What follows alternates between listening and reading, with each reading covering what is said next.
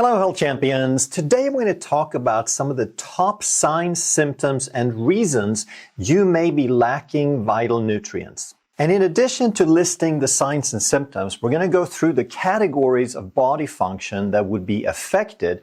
And we're also going to do a deep dive on some of the reasons that we may be deficient in nutrients. So number one is related to energy production. So if you have fatigue and low energy, that could be that you're low in iron, because iron is necessary for the body to assemble hemoglobin, which is the oxygen-carrying protein in the body. But then we also need B12 as well as some other B vitamins to assemble, to finish up and mature red blood cells. And of course, the red blood cells contain the hemoglobin that carry the oxygen. So the purpose of breathing and taking in air is to take oxygen in. So we absorb it through the lungs, and then it gets carried by the hemoglobin in the red blood cells. And the purpose is to take it to the tissues to deliver that oxygen. But then once the cells get the oxygen, now we also need magnesium and an enzyme called CoQ10 to finish making energy, to utilize that oxygen and make the final version of energy called ATP, or adenosine triphosphate. So this is the only form of energy the body can actually use. So everything that you eat goes through this process to ultimately become ATP so your cells can use it. Another sign or symptom could be if you have weakness and decreased coordination. This also relates to energy production, and we need vitamin B1, B12, vitamin E, magnesium, and potassium for muscles and nerve signals to work properly. So there's another form of energy metabolism in the nerve cells and in the muscles. And for nerve signaling, we need these nutrients. And then we need sodium, magnesium, and potassium for muscle contractions. Category number two is structural tissues. So if you have hair loss or thinning hair, that could be that you're low in vitamin B7, iron, vitamin D, essential fatty acids, and also essential amino acids, because all of these go into the structural components of hair. So for some people, hair loss could be that they're missing these nutrients. And for most people who are men who are losing hair, that's an hereditary pattern. And in my case, of course, I was blessed with a perfect head that didn't need covering with hair. Structural tissue could also affect brittle or ridged nails. And here it would be very similar, B7, iron, and then calcium, magnesium, and vitamin C. And it could also affect wound healing. So if you have poor wound healing, it could be that you're low in vitamin A, C, E, and also in essential amino acids. And of course, we eat protein, we break them down into amino acids so that we can reassemble them into the specific proteins and tissues that our bodies require. And when it comes to structural tissue, zinc is a requirement for every one of these functions. Another category is skin and mucosa, and here we're going to break it up on two slides because there's so much. We could have dry skin or eczema. If we are low in essential fatty acids, the omega-3s, if we're low in zinc, vitamin A, D, and E. Because all these nutrients help maintain a skin barrier, and that barrier in turn helps to retain moisture. So it promotes hydration to have this healthy skin barrier. And these nutrients also help control inflammation. So if you don't have enough, you could have excess inflammation resulting in various skin conditions. If you have cracks at the corner of your mouth, that could be that you're low in vitamin B2, B3, B6, iron, and zinc. And if you're low in those nutrients, you may not be able to repair that mucosal tissue properly. And the cracks could also be a function of a reduced immune system. So part 3 of skin and mucosa could involve dandruff or flaky scalp. And here it might be that you're low in B6, zinc, selenium, and essential fatty acids. So those essential fatty acids show up everywhere in relation to skin and membranes. And if you're low in those nutrients, that could affect your sebum production. And sebum is a waxy substance on your skin made from your hair follicles. And that helps protect against pathogens, but also has some moisture properties for the skin. And if you don't have enough of that, that could also start affecting your inflammation. Number 4 could be reduced immune function. So if you find that you have frequent infections, like everything that comes around, you get it, then that could be that you're low in vitamin A, vitamin C, vitamin D, zinc, selenium, iron, and or essential amino acids, because all of those are necessary for your white blood cells to function. That's your cell-based immunity. Also, they're necessary for immune signaling as well as barrier integrity. So barriers are super important. You have your skin, you have your gut-associated lymph tissue inside your gut, you have the lining of your lungs, and that first barrier is to keep stuff out. Number 5 has to do with bones and muscles. And if you have bone pain and or fractures, that could be that you're low in vitamin D, vitamin K, calcium, magnesium, phosphorus, and essential amino acids. Of course, all of those are the components of bone matrix. And a lot of people, they know about vitamin D and calcium, but few people think about the fact that bone is mostly protein. It's mineralized protein. And you could also suffer from muscle cramps if you're low in any of the major 4 electrolytes, calcium, magnesium, potassium, and sodium, as well as vitamin D, which of course is actually a hormone, but it's super important and a lot of people are super low in that. And all of these are necessary for the proper contraction and relaxation of muscle. Number 6, it could also affect your nervous system. So if you have something like numbness and tingling, especially if it's hands and feet, then it could be that you're low in B vitamins, B1, B6, B12, vitamin E, magnesium, and cholesterol, because all these nutrients are involved in something called myelination and signal transmission. So you have your nerve cells to transmit electrical signals, but then the myelin is a waxy covering around that nerve fiber that improves the conductivity. So in order for us to send these signals properly and securely and quickly, we need this myelination to be complete. And without enough cholesterol and without these nutrients, then there may be some compromise to that, and we could have the numbness and tingling, the neuropathy as a result. But before we jump to conclusions on these specific nutrients, we want to remember in this case that there's a differential diagnosis, meaning we need to keep other causes in mind. And the most common cause of neuropathy is insulin resistance, where high blood sugar level causes a swelling of the tissues around that nerve. So in your nervous system, there's a central nervous system and a peripheral nervous system. So this was an example of peripheral nerve problems, but we could also have central nervous system problems.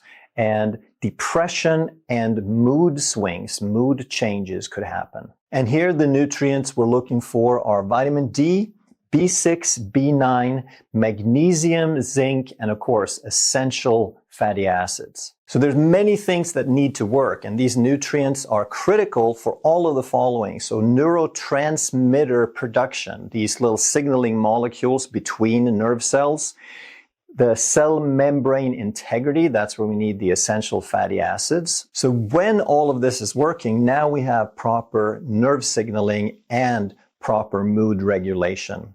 And if we don't have these nutrients, then any of these things can happen. So a lot of you are probably thinking by now that, oh my God, I have all of that. I'm deficient in nutrients. And I don't want you to go crazy and start worrying, but at the same time, I want you to be aware that most problems people have today are probably related to nutrient deficiencies.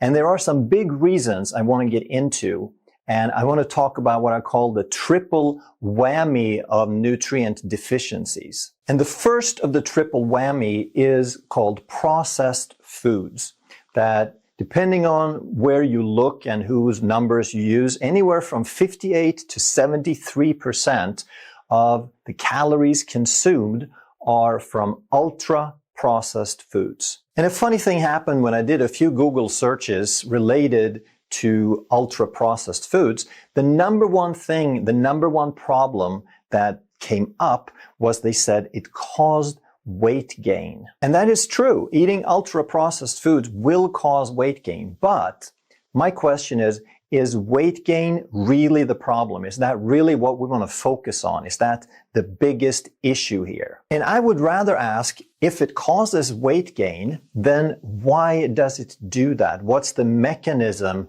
by which it causes weight gain? So it turns out there's actually two causes, insulin resistance and nutrient depletion, that we both get from processed foods.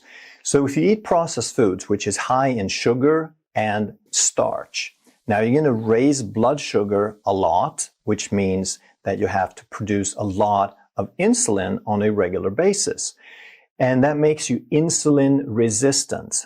And if you become insulin resistant, you have chronically high levels of insulin. And insulin is a storage hormone. That means you eat something, you raise the blood sugar, the insulin brings it back down, and then it stores the excess. So you become really good at storing the excess at the cost of being really bad at retrieving that stored energy. And if you can't retrieve it, then you get hungrier and you're going to have a tendency to overeat. But nutrient depletion will also cause weight gain. And here's how that works. Your body is pretty smart in knowing what it wants from food. So when you go to eat something, the body knows that it's supposed to get fuel, it's supposed to get replacement parts, and it's supposed to get little nutrients, little catalysts called vitamins and minerals, so that you can process this fuel and these building blocks. And if you eat whole food, then you get both of these. If you get processed foods, now you get all the fuel, but you only get a portion of the building blocks and the catalysts, the vitamins and minerals. So if you eat processed foods, now you get full for a very short time. But the body soon realizes that, hey, I only got half the package. You need to eat more so that I can get the building blocks and the vitamins and the minerals also. And then there's part two of the triple whammy, and that's called soil depletion. And here's the way that works. If you think about an acre of forest somewhere that has been untouched for thousands of years, now, every tree growing up, every plant growing up, when it dies, it decays and it goes back to the soil. All the nutrients, all the minerals, everything that was there is still on that acre of land.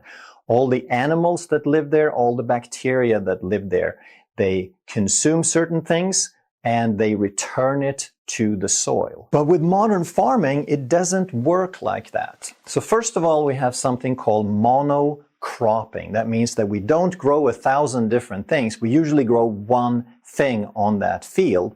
And next year we grow the same thing. So there are large areas of the country where they've never grown anything but corn. So that tends to pull certain nutrients out of the soil specific to that crop. So those specific nutrients get pulled out more and more every year.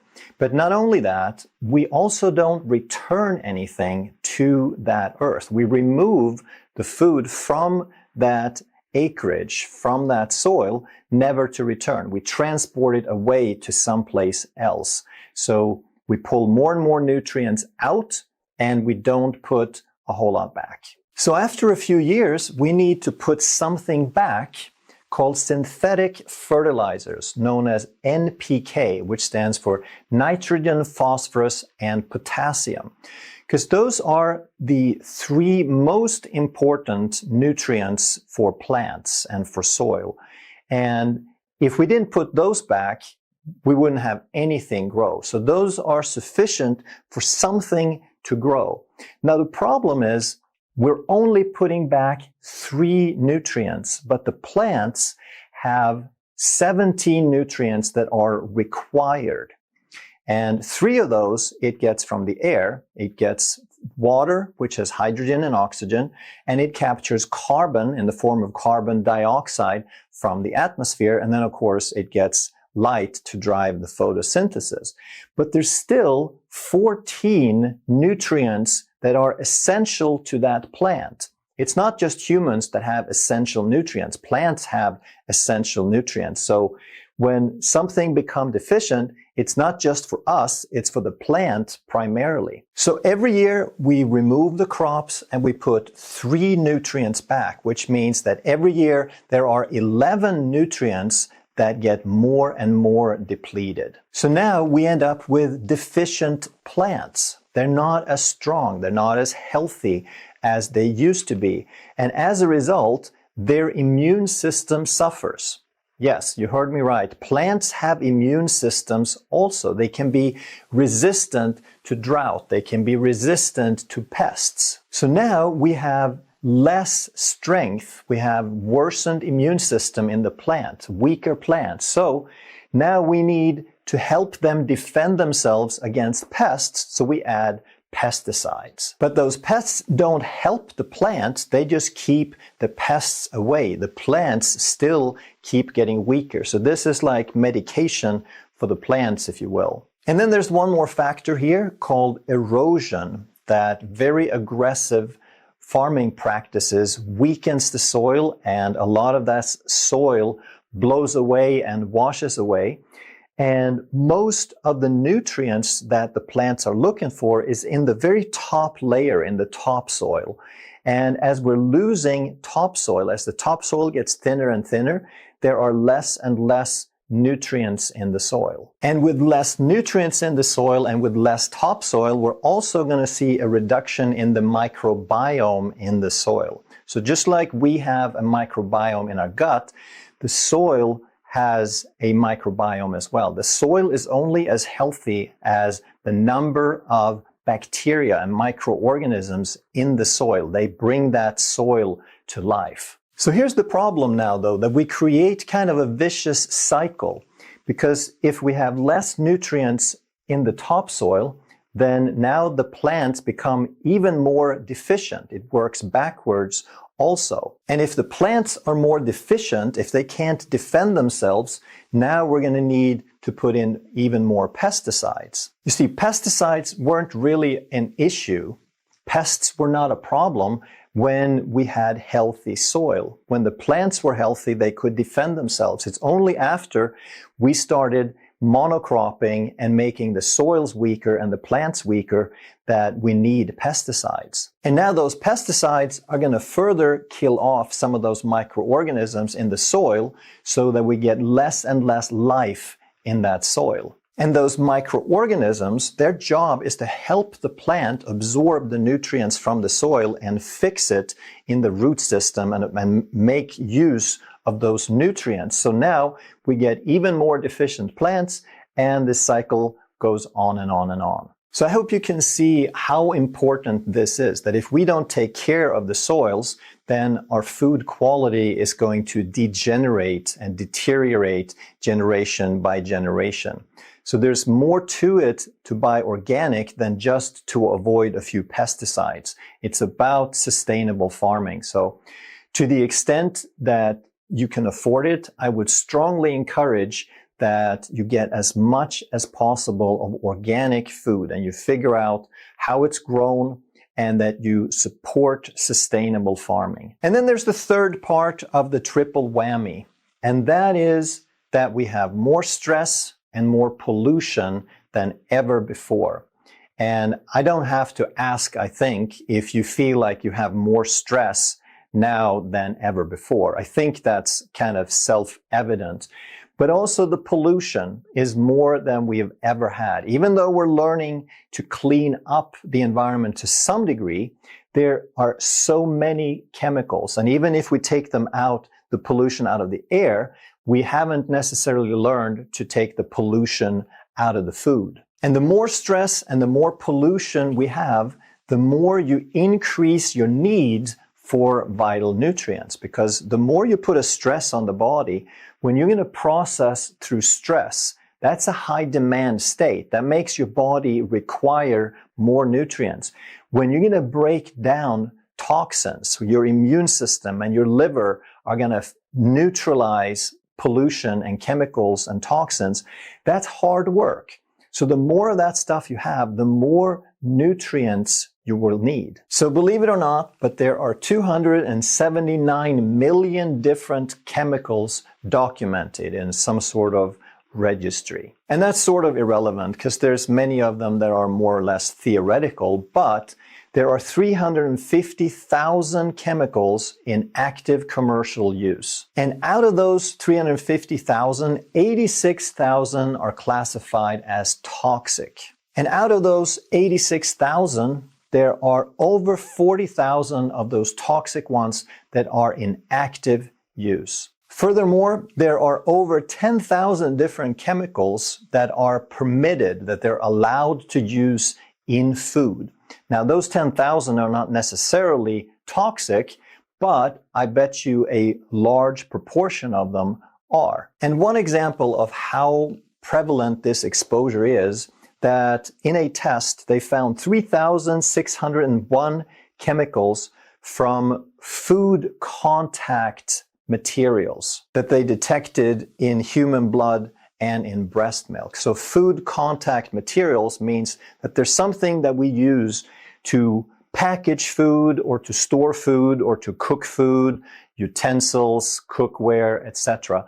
Over 3,000 chemicals were detected.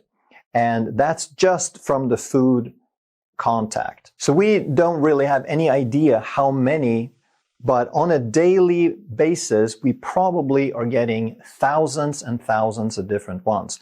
And the problem is that when they determine safety of these, they test them one at a time.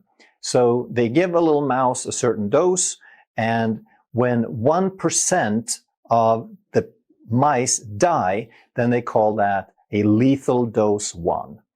And then they cut back some amount from that they consider safe. But what happens if we have thousands or tens of thousands of these different chemicals? Then it's not parts per million anymore, it's parts per thousand. And now it starts making a difference. So again, we just need to get smart and try to be aware and limit our exposure as best we can. You can never eliminate it completely, but if you can reduce it by 80%, you've come a long way. So let's look at some of the micronutrients in food. Since 1900, we've noticed that calcium, iron, vitamin A, and magnesium, as just a few examples, have decreased by about 1/3 since the 1900s. And this is why it's so important that we get back to organic and sustainable farming and that we put the nutrients back in the soil that we take out of it. So just as a very rough example here, let me show you that what we used to get from food 100 years ago was, let's call it 100%, just for comparison. And then what we used to need was matched by that. And I'm not saying that everyone got exactly 100%, but I just want to compare to what has changed. So now we actually need a whole lot more because we have more stress and more pollution. We have a higher demand on the body than we used to, but we are not getting as much. Now, if you eat processed foods, that's of course, you're the one to blame, but even if you eat the best food you can, the nutrients are just not there. So we're not getting nearly as much as we need. So now there is a significant deficiency, and this would account for why so many people are experiencing nutritional deficiencies today. Number 7 is blood issues. So if you have fatigue, low energy, pale skin, now it could be iron, B12, B9, vitamin C, and copper. Because like we mentioned before, related to energy production, we need this function, we need this oxygen delivery system with red blood cells to bring the oxygen to the tissues. And if you have pale skin, that's because you don't have enough red blood cells and enough hemoglobin to give you that healthy pink color to the skin. But it could work the other way also, because you could get something called hyperpigmentation or discoloration or some form of uneven color, because a lot of these same nutrients also help regulate the copper, vitamin C. It affects melanin, which is the colored pigment in the skin. And also B12 and B9 affect pigmentation. So it could be that we don't have enough to make red blood cells, but it could also be that we don't have enough to regulate our pigmentation and our coloring properly. Number 8 is vision problems. And one aspect of this is reduced night vision, night blindness. That could relate to vitamin A, vitamin E, zinc, and DHA. So some of these vitamins are more specific, but DHA affects every cell membrane in the body, but especially the eye, because it's so concentrated there. So DHA deserves its own mention here, that if you're low in DHA, you could get what's called dry eye syndrome, where you don't produce enough tears. If you're low in DHA, it could cause retinal degeneration as well as macular degeneration. So these are two very devastating vision problems that often happen later in life with people, that you can go completely blind if this process is allowed to continue. And it could also affect the quality of your vision, such as blurry vision. And here's an astounding number to me, that out of the polyunsaturated fatty acids in the photoreceptors, so those are photosensitive cells and in the retina, in the back of your eye, and there's a lot of polyunsaturated fatty acids there, but 60% of those are DHA. So it's a nutrient we need in very small amounts, a few hundred milligrams a day, and yet it is so critically important. Number 9, you could suffer from reduced appetite or nausea. And if you're low in zinc, magnesium, vitamin B1, or B3, it could be that these affect the taste, the digestion, and your appetite regulating hormones. So I want to mention whole food nutrients. How does nature package nutrients? Because so often we think that, well, I can just take this multivitamin supplement. There's these things that have 100% of everything that I need in one little pill. I wish it was that easy, because there's thousands of different pieces and components in food, and it creates a whole package, and the package is what makes the difference. One of my favorite analogies is a clock. And for those of you who don't know, this is what clocks used to look like. They used to be mechanical. They had hundreds of different pieces of crystals and screws and springs and cogwheels. And if they were put together just right, then they could keep time to within a few seconds per year even. But here's the big question that we want to ask about this clock. Which piece is it that tells the time? And if we ask the question like that, you realize how ridiculous it is, because it's not one piece, it's all the pieces together. If you take a single piece out of this clock, it's not going to work. It's going to be completely dead. All the other pieces are going to be useless. And I'm not saying that food is going to be useless if we take one piece out, but I am saying that nature has had millions of years to put food together. We have evolved parallel with food. It is perfect for us. The nutrients in there are packaged and balanced so that they fit our body. And we can't just take one little piece out of the food and call it vitamin C and mass produce it and think that it's going to do the same thing that it originally did in the food, any less than we can take a cogwheel out and mass produce that and toss them in a big heap and think that that's going to tell the time. So when it comes to whole food nutrition, there's one company that I trust more than any other in terms of providing a foundation, and that's called Standard Process.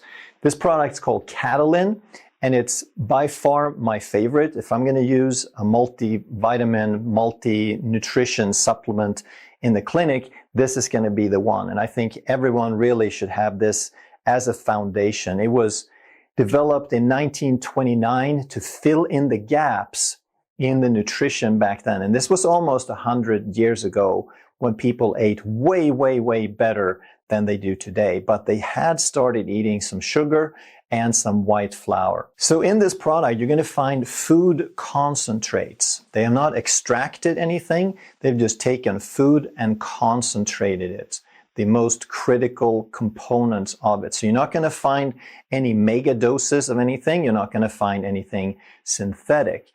And if you read the label, it's a little confusing on, it looks like there's virtually nothing in there.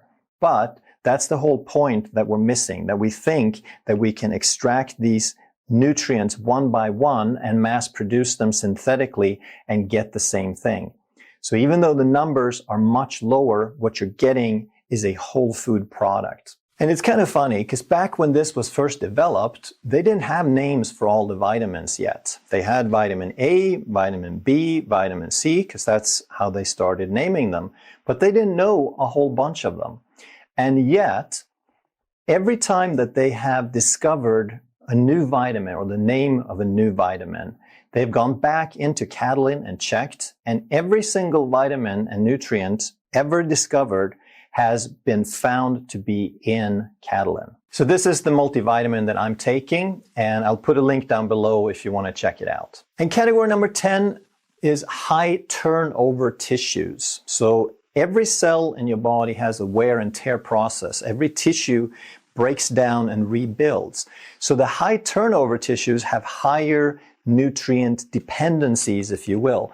So one example is your gut lining that replaces itself every 2 to 5 days. You build a new gut lining. And some of the nutrients necessary are zinc, glutamine, it's an amino acid, B vitamins, especially B9, and also iron. And the gut lining is one of the most important protective barriers in your body. It's the barrier that determines the difference between what comes into your body and what doesn't. Because every piece of food that you put in, it's not really inside your body yet. It is being very meticulously selected and accepted molecule by molecule from all the food that you eat.